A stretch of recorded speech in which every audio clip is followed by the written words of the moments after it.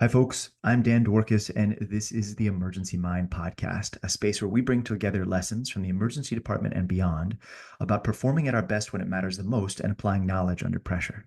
My guest this episode is Mike Taigman. Mike has a 50-year career in EMS, and he's the improvement guide for First Watch, a healthcare data analytics company. He's also an associate professor at the University of California, San Francisco, where he teaches improvement science to early career healthcare leaders. Now, I'm super excited about this. We have crossed paths a number of times, but this is the first time that we're actually like sitting down to have one of these deep conversations. So, Mike, thank you for joining the podcast. It's so exciting to be here. I've been binge listening to your podcast for quite a while now, and I'm super excited. A little bit of imposter syndrome, but we're gonna step up and go for it here. Right on, man. Yeah, I think that's always for me the sign of a good episode is when you walk in and you're like, wow, I can't believe that I'm about to have this conversation with this person. What are we even going to get into? So, yeah, okay. 50 years in EMS. For folks that don't know you, that haven't crossed paths with you, take me through a little bit of your arc in this career and what got you to where you are. I actually started on a youth mountain rescue team when I was in Colorado, and we would be as young kids, 14, 15, 16-year olds out in the woods finding injured hunters or people who'd fallen off cliffs rock climbing, and we would be the only clinical care that they'd have sometimes for several hours while we extricated them. So they put us through an EMT class even though we weren't old enough to be certified, and to get us some experience we could ride as volunteers on the ambulance in Castle Rock, Colorado. So I started running calls when I was 15 years old. That's pretty impressive. And why? What was it that drew you to that at 15? There's, I'm sure, the deep psychological aspect of growing up with a couple of parents who were depressed and wanting to save my parents, but you can't really save your parents as a kid. So I figured maybe figuring out how to save other people would be something that would be fulfilling and scratch that need. So that's what led me to it, and it hooked me early, and I haven't really had any other kind of employment in my life other than stuff around this work. That's wild. Okay, you're a youth mountain rescuer. You're starting to get the taste of this universe of service and hard things and everything else. You know, and I don't know if the answer to this is anything or nothing or all sorts of stuff, but what did they help teach you at that time around processing what you were seeing? Because there's a thread about just tough it out, and then there's a thread about think about it, and a thread about residue and processing, but it's a specific challenge to try to translate all of that into the brain of a 15-year-old. It was very much a suck it up mentality back then. I remember running a particularly bad car crash that involved three fatalities that were pretty badly traumatized, and there was nobody to transport. And then afterwards, going to the truck stop in Castle Rock, and the folks I was riding with ordering me spaghetti just to see if I could tolerate having spaghetti. That was like the suck it up test to see if you were like tough enough or whatever to do that, which is not a good setup for mental health or processing what you'd experienced. Yeah, I'd like to hope that's not how we would do it these days, but I suppose it depends on the organization and the team. Hopefully, I believe we've moved past that, Yeah, thankfully. good. We'll refer to that as the spaghetti test in the what not to do column. Exactly. Yeah. Exactly. So what happened next? You went from there straight into full bore EMS?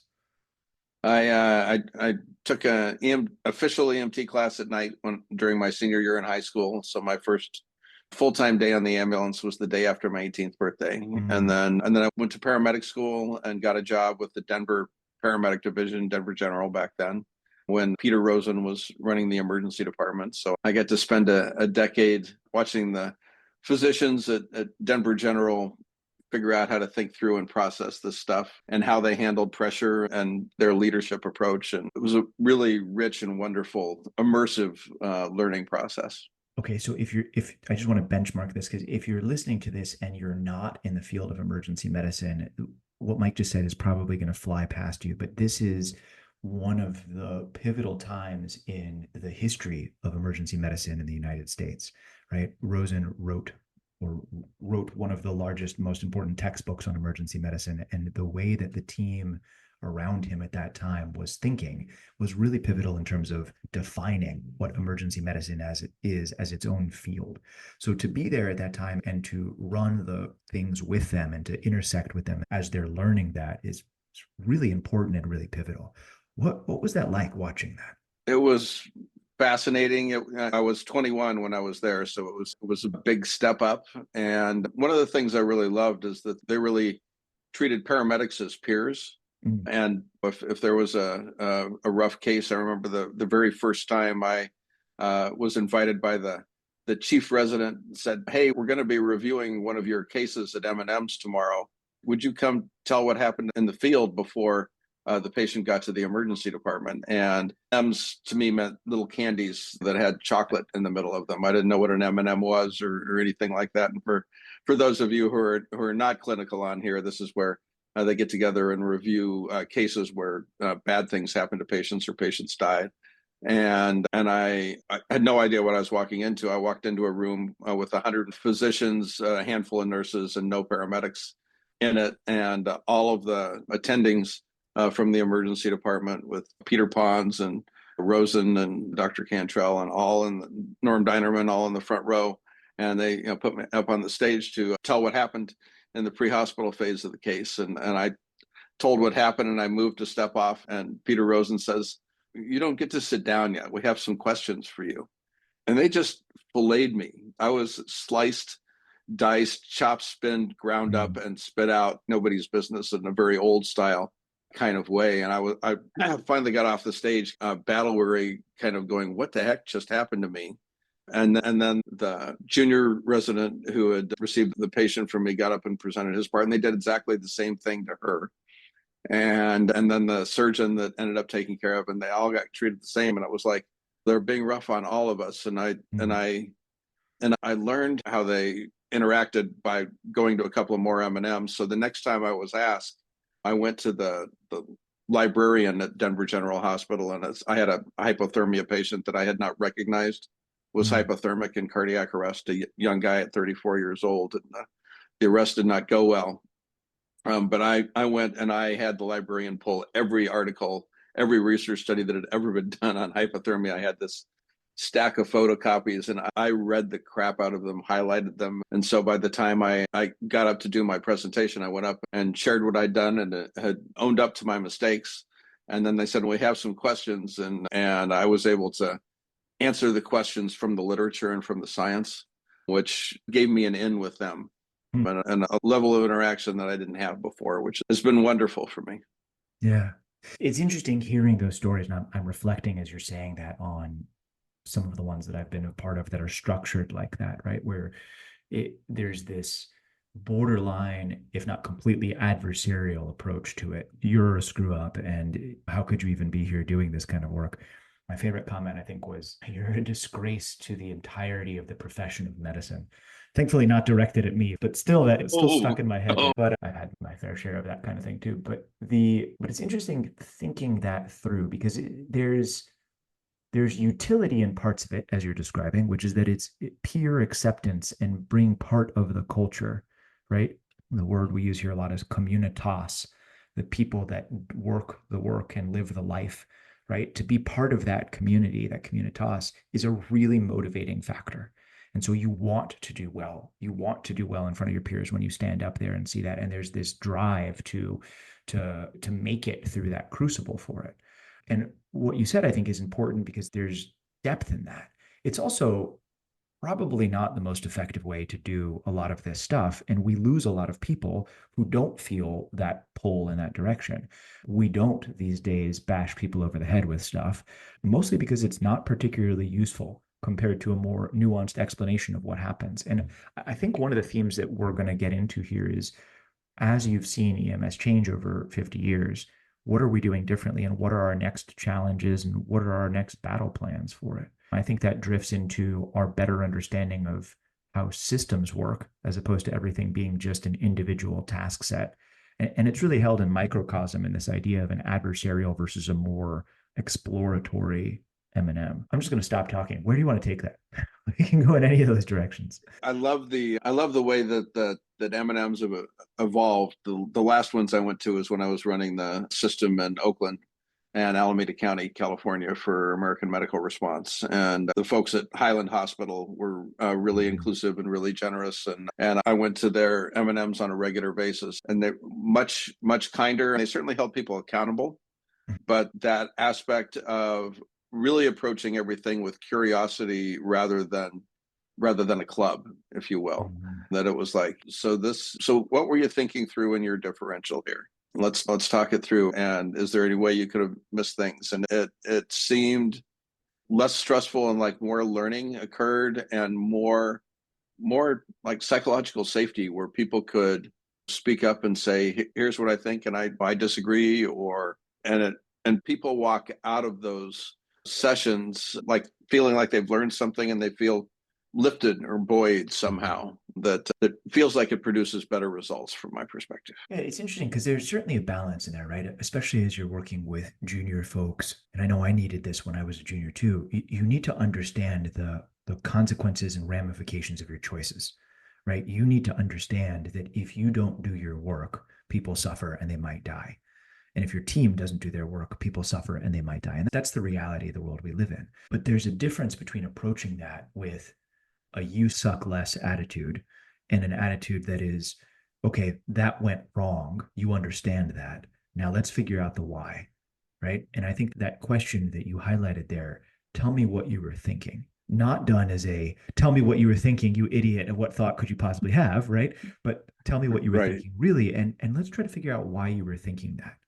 Let's go back and deconstruct that and sort through the reality that was around you that made that choice seem like an appropriate choice.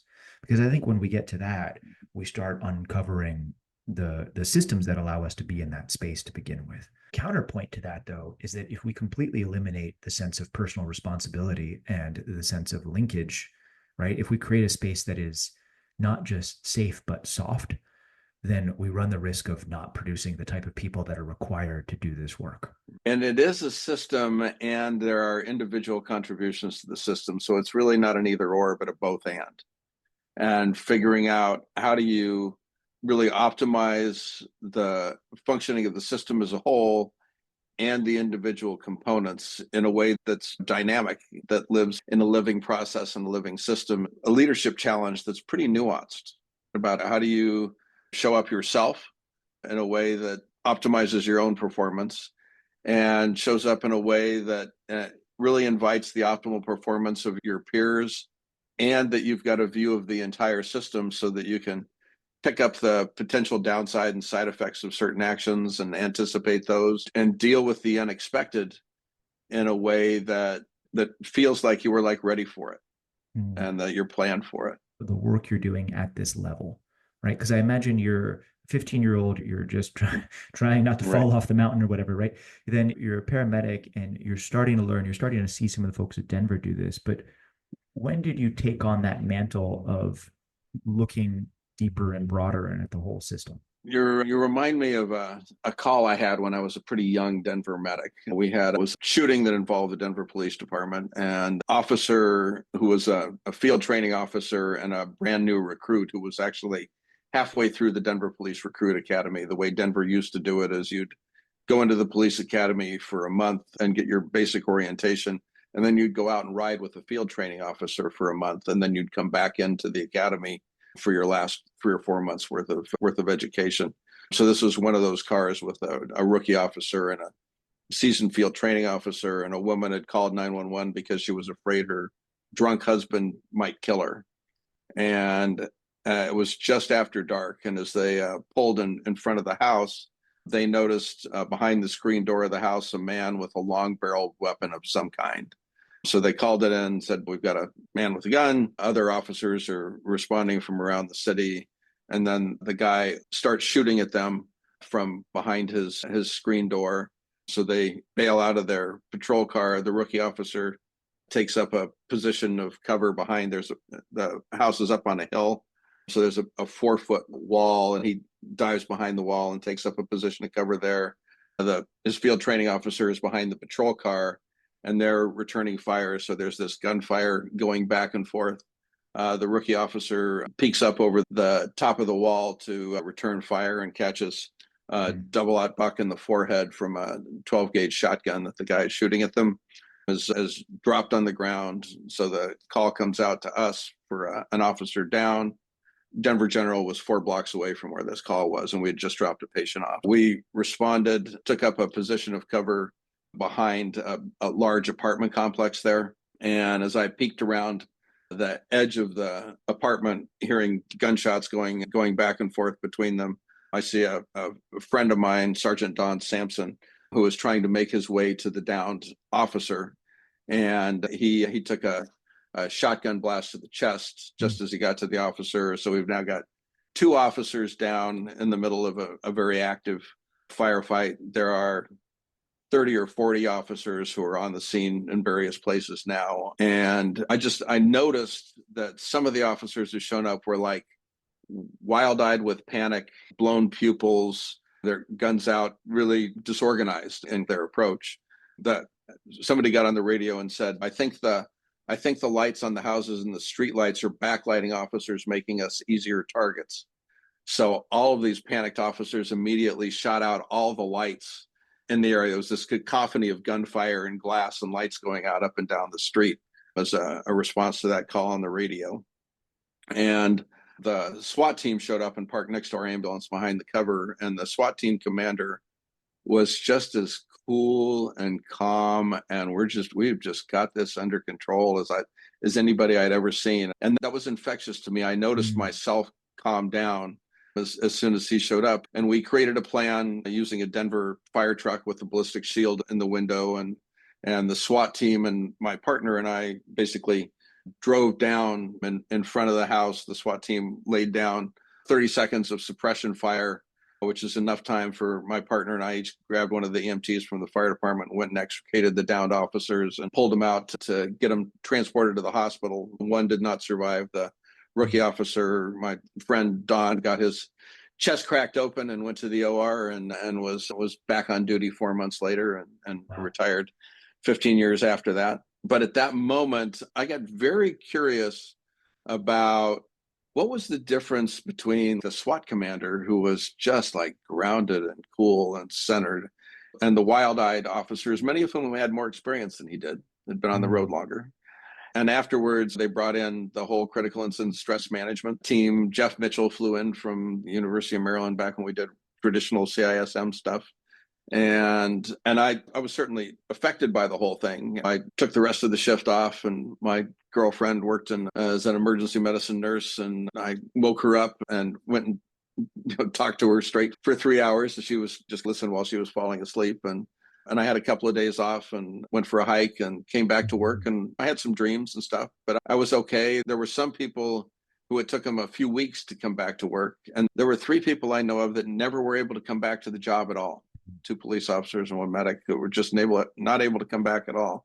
And so I got curious about what was the difference between being able to be like centered and grounded and on point, and what was the difference between the people who ended up with a significant psychological injury on the other side and those of us that didn't as much. And I basically have spent the last 40 years exploring that.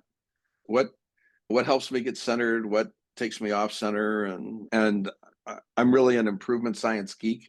So that little plan, do, study, act cycle, which is similar to your prepare, perform, recover, evaluate kind of framework, playing with that I've had a lot of fun with it, and I continue to have fun with it, of learning things and sharing them that seem to work to move me closer to the folks who can be centered and mellow and not have injury on the other side of things. Wow, Mike, thank you for taking us through that.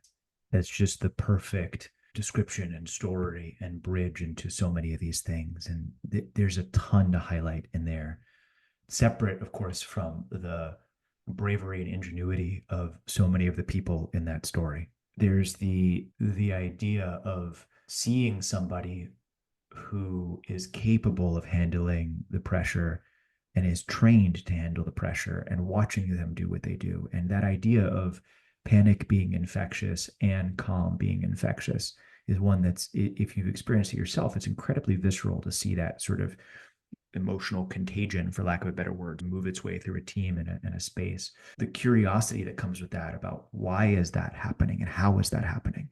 For me, I remember looking at somebody who was leading a cardiac arrest and I was totally off the rails. And this person looked at me and said, Dan, I think you're doing a great job, but I think you could do your breaths at about 6 to 8 a minute there. Could you do that for me? And I'll never forget looking at this person and going, are you an alien? Like, how in the world, what's happened? And that same idea of, whoa, like there's other ways to handle this, right? There's other ways to handle this than maybe what is innate. There's other ways to handle this than what people choose. And this idea that you mentioned, that the SWAT team that was coming in wasn't the oldest, most experienced in the room, right? So we know this idea that time on target is important, but it's not enough. It actually has to be effective time on target, right? Time under training, time with intelligence, and time with purpose on what you're doing. Otherwise, you create these training scars and these bad habits that get locked in over time, as opposed to building the good and the virtuous cycles to it. And I just to highlight what you said about so casually, yeah, I had some dreams. That's such a thing that's so important to hear if you're junior in your career. That you will have that. It's not the end of the world, and it doesn't mean that you're broken or a wreck. It's just part of what happens with this. Now, what you do with that is incredibly important. And you highlighted this idea of an immediate action, talking to somebody who's part of the communitas, and a second action sort of down the road, hiking and processing. And man, just thank you. There's so much in that. I wonder if it's worth at this point talking about more of this idea about centering, because it seems like that was maybe your first version of this sort of space, but where have you taken that? What are you doing with that? It's a fascinating concept, and I was really introduced to the term through Aikido. And I know you practice jujitsu, and I did Aikido for a long time. And one of my instructors, he pointed out that's we hear the word centering and being centered, and you imagine a monk in a meditation posture on a mountainside, and like center is a place that you arrive. And he was like, center is a place that you pass through and that you touch, and that hopefully you can find your way to on a regular basis. And he said, think about walking. And he said, walking really is the repeated act of falling and catching yourself and moving through a moment where you're on balance or on center and then falling again. And what allows you to walk effectively is that center is something that is the thread that runs through this dynamic process. And the founder of Aikido, Morihei Ueshiba, he used to have this kind of game with his students where his students would try to attack him and surprise him, and they were almost never successful. And my Aikido instructor, Robert Nadeau, said he finally asked O Sensei, which is how Ueshiba was referred to. He said, how is it that you're always on center? And his response was, oh, I'm off center all the time. He said, I just come back very quickly. And this concept of how do I first off know where my center is? And that center it's a physical thing, it's an emotional thing, it's a psychological thing, it's very somatic. And it's like physiologically, it's probably just an inch or two beneath my umbilicus or my belly button there. And just, knowing what it is, what it feels, having the awareness when I'm off it, and then having practices that move me back to it are really important. When you're prepare, perform, recover, evaluate, let's prepare is like all the resilient stuff, getting your sleep and eating your vegetables and getting some exercise and fitness and those kinds of things. And then that perform in the moment, you need to have skills, because there are things that will jangle your nervous system, right? There are things that will give you an amygdala hijack that causes you to go, whoa, your heart rate increases and your vision kind of tunnels in. And so I'm a little off here. Those are my signs that I'm like off center. And it's what tricks do I have in my bucket that will dial me back down right now? It's not like I can go off and take a bath and get a massage. I'm in the middle of work right here. I have to have some tricks that will bring me back to center or re-regulate my sympathetic nervous system response down a little bit in this moment. It's like, what do you got? And I've a collection of them that work for me. And and they're simple and easy. If you wiggle your toes right now, And those of you who are listening, wherever you are, you can wiggle your toes, whether you're driving or on a treadmill or whatever it happens to be. And people look at me like I'm some weird hippie from California when I say wiggling your toes will help dial you down a little bit. And part of the stress response is you really shut down your sensitivity and your extremities as you constrict your peripheral vasculature, probably so that if a saber-toothed tiger were to bite you, it wouldn't hurt as much and you could fight it off and you could have a better chance of surviving is probably the historical part of that. But wiggling your toes kind of reestablishes some touch in that extremity, may activate your vagus nerve a little bit and a little parasympathetic response. I can't prove that, but it feels like that happens. And I mentioned this during a webinar I did during COVID on stress management. And I got an email from a US Navy fighter pilot who was on the webinar.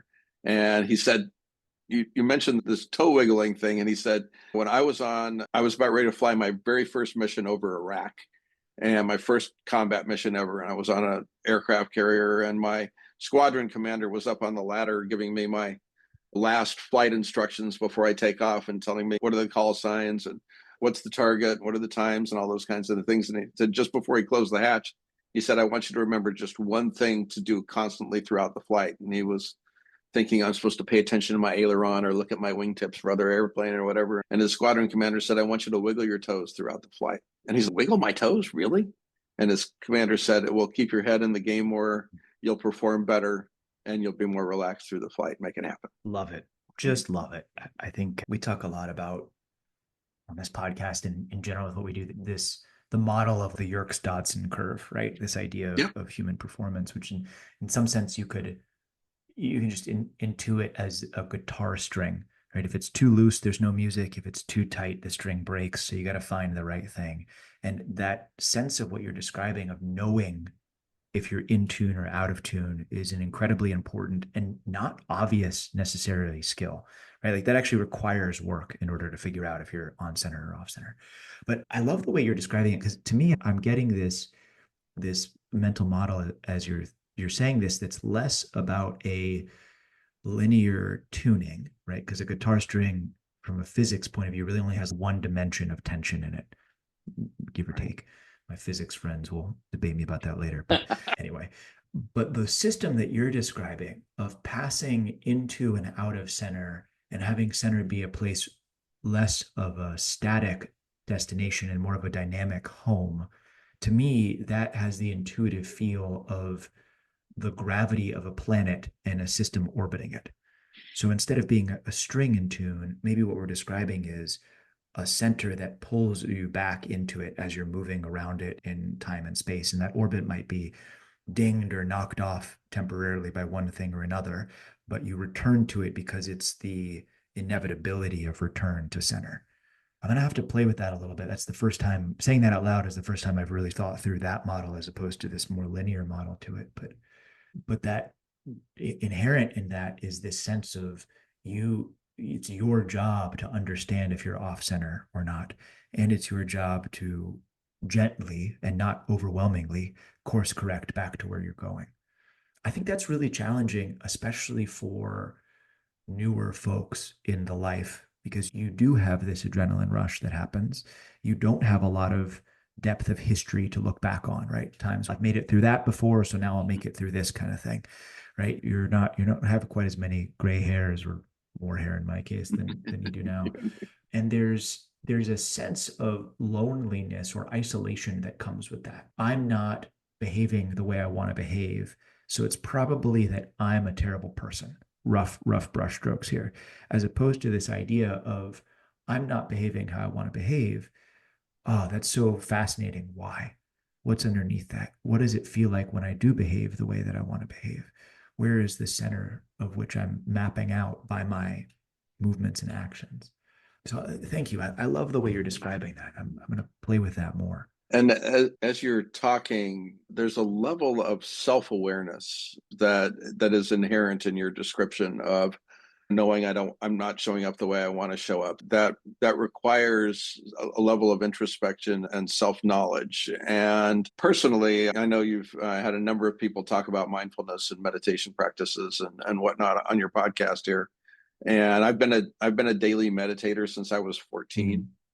And that for me, I think has helped me understand the nature of my own mind so that I can notice when I'm not showing up the way I want to show up Mm. and notice when I'm off center. And I've been in situations with people who seem to be manifesting being way off center, and they don't seem to have an awareness that they are. And so that that subtlety of kind of being able to see yourself or experience yourself in its various states and where you're at is, I think, something to develop. It doesn't happen in the moment, right? You don't get to develop that when you're in the middle of Mhm. a cardiac arrest or a gun battle or a car spinning out of control or whatever that happens to be. But if you've got practices, whether it's a yoga practice or a prayer practice or a meditation practice or deep relaxation practice or whatever your particular thing is that allows you to get to know the nature of your own mind so Mhm. that you can make these observations and then make these adjustments. I think that's really helpful. And it's worth saying out loud that it's reachable wherever you're starting from, right? Like you can move more towards that and you can learn that skill of introception is the word I sometimes use for it, right? Like proprioception, the sense of where your body is in space, and interoception, your internal radar to what's going on. I had an experience, one of the crikes I'd performed where wasn't going well. I'd made an incision and there was a lot of blood, and the person's anatomy was super challenging, and their neck was a lot bigger and their trachea a lot smaller than I thought it would be. And I feel my heart rate yeah, increasing as you're telling the story. and I can feel myself tensing up as I'm automatic. And then when the automatic stuff doesn't quite work, there's this sense of, all right, we're out in the wilderness here.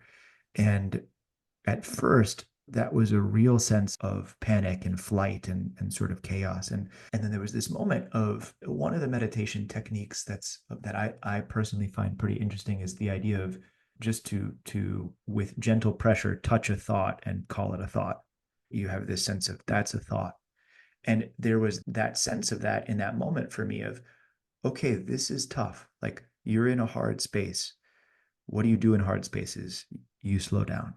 And that was enough to remind me of my training and slow back down. And we got the crike and the guy did really well. But I remember afterwards thinking to myself, like, wow, that was pretty wild to have that thought in the thought sort of space in there and to be able to touch that feeling and recognize it and make the choice in that moment to move towards center. I didn't know if I'd get it. I didn't know if I'd succeed. And I didn't know if I could make it all the way back to center. But I do know I had the choice about what to do right there. As you're talking, I'm feeling like more spacious Mm. as you're describing things. You know, one of my Aikido lessons where my instructor was imagining fighting in an old phone booth. Mm. And it's like how constricted it is to fight in a phone booth. And whatever the thing is, the extra blood, and I can't get my hook into the trachea, I'm losing the trachea, or whatever you're experiencing while you're doing the crike can feel like it's that takes Mm. up all the space in the phone booth. But he said, imagine dropping out of the phone booth and having exactly the same fight with exactly the same issues in a stadium. And it said the crike and the pressure and all that kind of stuff is all still real here. But in the stadium, there's a lot more movement. There's a lot more choices. And being able to say, oh, I can label this as a thought and I can slow down. That's a pretty nuanced thing to think through in a moment that's literally life or death for the person that you're Mm. caring for. And having practices that allow your space to be big so that your stressors aren't as they don't take up all the space in there, so there's room to move. That was the feeling I got as you were Mm-hmm. describing that story. I've been reading a lot about. I just finished a biography of Boyd and the creator of the OODA loop and so many other things and EM theory and everything else. And I think one of the things he talks about in there is this idea of, and you see this in jujitsu, you see this in all sorts of things. Can you make choices that limit your opponent's space and their actions and their universe and make it smaller and tighter? And for yourself, can you make choices that allow potential and possibility and openness? And that's, I wonder what would have happened if you would have taken younger versions of both of us who were just starting in our career in medicine and been like, okay, you guys are going to sit down and talk abstractly about space and tightness and openness and Sun Tzu and Boyd and everything else. And it's funny to think about that, but how important that is as an ability to actually perform. None of this supersedes the need to know the medicine and the physiology. Like you got to know your dose of epinephrine before you are talking about all this. But I guess I'd ask Mike, when and how do you think we should be teaching this to people? And how do we model this so that we don't rely on the experiences that you and I had, which is getting into a tough situation Right. and happening to make it out? That's a great question. And it's interesting to think about teaching, and the model that comes up is the expert will tell you what to do and I will learn it and then I will know it now. And what we're describing here feels a little bit more development and training, and there's creating the opportunity to help people have experiences of things like this early. And I know I've experimented like in EMT classes with doing blind trust walks where Mhm. you pair up with somebody and one person puts on a blindfold and the other person walks them around campus, giving a narrative where you end up playing with other senses, or an empathy practice where you have one person lay down and the other person sit next to them, and your job is to make the person under your care feel safe and cared about, but you're not allowed to talk to them and you're not allowed to touch them. You have to do it somatically and get your empathy and your compassion non-verbally, non-touch communicated to somebody. And those are just a couple of examples of ways to at least theoretically help open up and nurture and develop some of these things. And I think they need to be practices early and regularly in your training. Mhm. And I think about medical school. Do you have a weekly session where you're like checking in and debriefing, or creating experiential things where, maybe you practice a little jujitsu or a little centering movement or something like that helps give people the experience and then tie it to the other things they're studying and learning. I'm not sure. Yeah, it strikes me that if we take that prepare, perform, recover, evolve model and think about it from this, right? Like when you tell that story about being in that firefight and the people that went through it but didn't come back in one way or the other. So certainly, if we imagine our goal, and just to borrow the mission critical mission statement from this, it's the success, but also the survivability and sustainability of mission critical teams that we care about. And part of that is bringing people through hard things and bringing them home from those hard things so that they can go back out and do more, or so that they can just be human, both, right? So part of what dictates that is obviously what happens in that moment, the choices people make. But a lot of that happens before and after that space, right? It's, are you set up to have the right skill sets to deploy? Did we train you? Did we like help you understand what it feels like to get knocked down and get back up again? Did we bring you into the community in the right way? And then on the other end of it, are we helping you make meaning out of it? Are we helping you create a positive or at least non-negative movement from what happened out of it? And I think one of the examples I use from this is that I think about the first time I did CPR on a person. And I've certainly told this story before. And I imagine as I'm saying this, you're thinking about the first time you did CPR. And we all have Of that course. where you feel the ribs break and you see what's going on. And there's this boundary that you cross between before you did that and after you did that. I don't know about you, but I certainly had nightmares after that for a while about that moment. And I remember afterwards thinking, wow, I must not be good enough if I'm having that experience. And I don't know if we can psychoanalyze me why I picked that and as opposed to anything else, but I imagine the opposite of that would be telling somebody beforehand, you're going to do this. It's going to be a moment.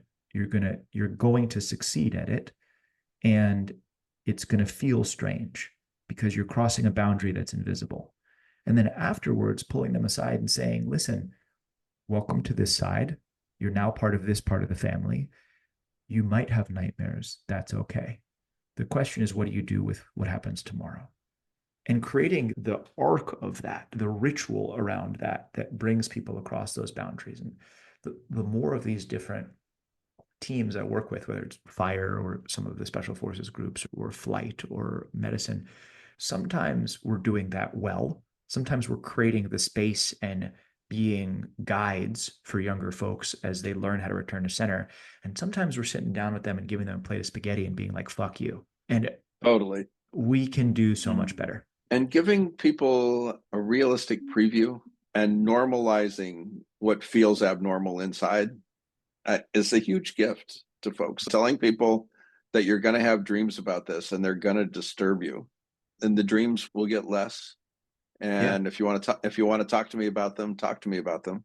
I'll be there for you. As it's a huge gift that nobody gave to me when I was young, and I managed to figure out how to get through it okay and whatnot. Sure. Whatever we can do to nurture people's resilience and well-being and their ability to find their center more easily, even if they would choose to say, maybe I don't want to do this work anymore after this bad experience, that they don't end up burying themselves in a bottle or other self-destructive behaviors or any of the other maladaptive coping mechanisms that there are out there in the world, that, as you said earlier, that they can continue to be human. I think that if there were some way to calculate the societal benefit or cost from the net integral of those decisions, I imagine it would be huge, right? Because you're talking about the different shapes of people's lives and the communities around them as they go through these experiences. And I think it's worth saying I didn't have that structure in place when I was coming up either. And my mental model of myself is certainly I am a hard, tough person, which but also it's worth saying out loud that I was probably lucky to make it through some of this stuff the way that I did. And I don't think that we have to rely on luck for that to the extent that we're doing. I think if we look at the people that are coming up behind us, we can train them to be ninja wizard badasses at what they're doing, but also not rely quite as much on luck at bringing them into the fold. And I think this is a real challenge as the more gray hair people to look back on that and admit our own fallibility and luck, and then also want to go back and change something about it. And being intensely curious and doing that evaluation part of your cycle so that you can take what you learn and try it again and continue to refine it. And it's the essence of performance improvement and quality improvement, and the science of improvement is doing really constant experimentation with an eye toward achieving an aim. And I think an aim where we are happy, healthy, vibrant, and effective at doing whatever it is we're doing to serve other people in the world is a really good place to be. Absolutely. I can't believe this has basically been an hour of us talking about this already, which is insane. There's so much more to dig into. We have this whole other arc of improvement science and analytics that that we're going to have to do a second round of. As we come to a bit of a close here, I want to give you the chance, as we do here, to issue a challenge to folks listening.